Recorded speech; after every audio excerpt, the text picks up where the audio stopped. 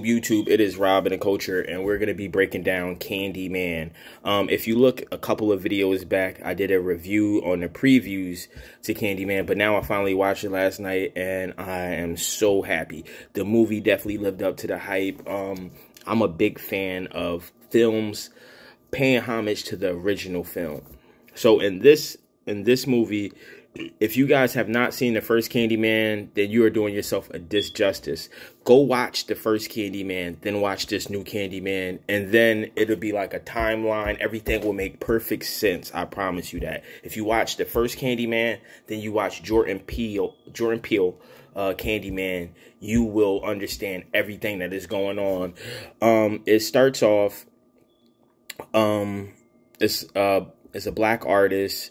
He's kind of like in a dry spot. He's kind of like looking for inspiration. He's been in a dry spot for a couple of years.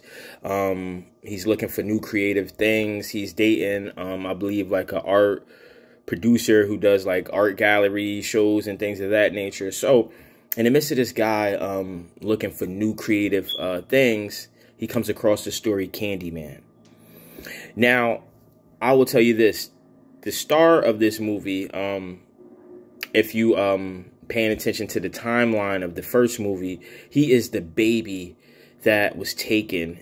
If you remember the scene, there's a scene like where the lady was like, somebody came and took her baby, and she was having like a nervous breakdown. They have the original actress from the first movie playing his mother. Apparently he was lied to, saying that he grew up somewhere that he didn't grow up because his mother didn't want to let him know that he was actually a victim, or that Candyman actually tried to come and get him at one point. Everything makes perfect sense. The timeline, if you pay attention to the first movie to this movie, everything makes perfect sense. They definitely pay homage to the original film, and I love it.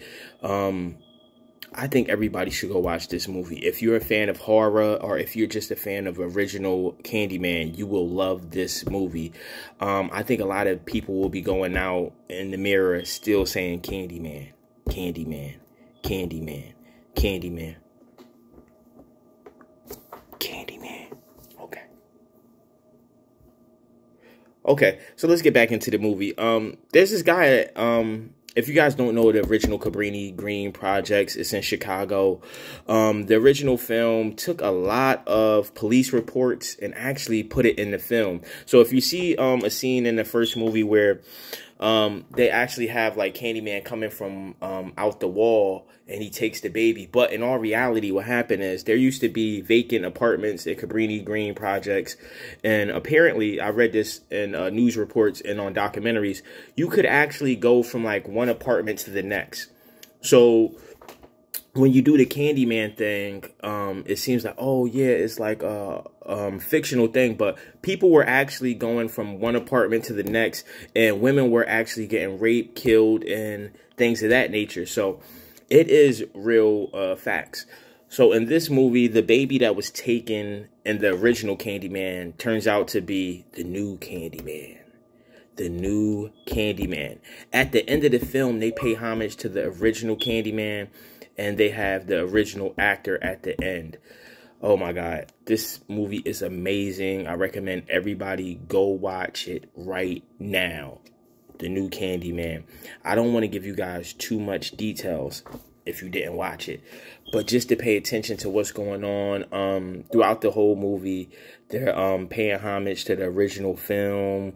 There's a timeline where if you watch that movie, then you watch the new Candyman by Jordan Peele, you will literally like get everything that is going on. It's like Jordan Peele looked at the first film, and then he like wrote sidebars, and then he came up with the new Candyman. Basically, like I said, the artist who is the new Candyman, he was looking for inspiration. He had been in a dry spot for a couple of years, and then he comes across the story of Candyman. Once he comes across the story of Candyman, he comes obsessed with the story. He needs to find out everything. He goes to the old Cabrini Green Projects. He bumps into a guy. When he bumps into this guy, it's a key factor of the film, because this guy later on is going to be the guy he gets all the information from, and he's going to be the guy that's basically turning him into Candyman, if that makes any sense at all. like I said, the film definitely lived up to the hype. I don't want to break down every little piece and every little part, but I suggest what you guys do is, because I'm like a big documentary buff, go watch the original Candyman, watch the Cabrini Green Projects documentary. There's like 20 of them, but just pick one and watch, and you'll see like how the times was. Because if you don't know, like, okay, I'll give you this. They said the original Candy Man happened, like, I believe like in the 1920s. But what the guy was trying to say is, like, every time like something of injustice happens to like a black person, like, that's Candyman. Like, it's not one Candyman. He was like, they're all Candymans, because they have the original Candyman from the 1920s. You know the story. He was a black guy. He ended up messing with a white girl. They caught him. They beat him down. They put honey all over his bodies. They let the bees attack him. That's the first Candyman. Now, it was another Candyman in the 1970s. He's in the Cabrini Green Projects. He has a hook on his hand as well. Apparently, like, some kids, he used to give out candy to all the kids in the neighborhood. And then one day, some kids had some candy with razors in them. So the whole police force was out looking for this guy. He has a real name, but we'll just call him Candyman. Whole police force was out looking for this guy. Now, this is where the key factor plays.